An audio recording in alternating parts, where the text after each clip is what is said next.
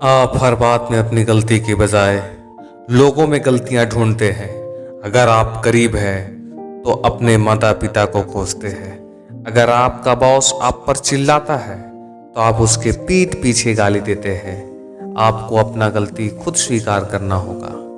आप गरीब है तो इसकी वजह सिर्फ और सिर्फ आप है।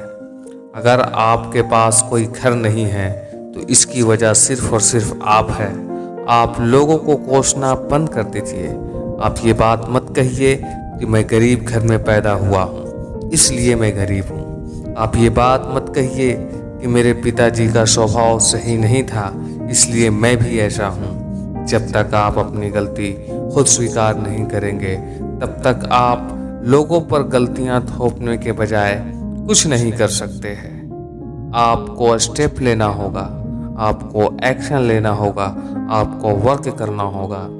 हर बात बात पर किसी को ब्लेम करने वाली आदत आपको एक्शन लेने से रोक सकती है और आप गर्त में जा सकते हैं। जब आप अपनी गलती खुद स्वीकार करना सीख जाएंगे तो आपके लिए ये आधी दुनिया यूं ही आसान हो जाएगी। बाकी आधी दुनिया को आसान करने के लिए ये आप पर डिपेंड करता है कि आप किस तरह से मेहनत करते हैं और कितना मेहनत करते हैं। हमें दीजिए इजाज़त, फिर मिलते हैं किसी और वीडियो में नए टॉपिक के साथ। जय हिंद।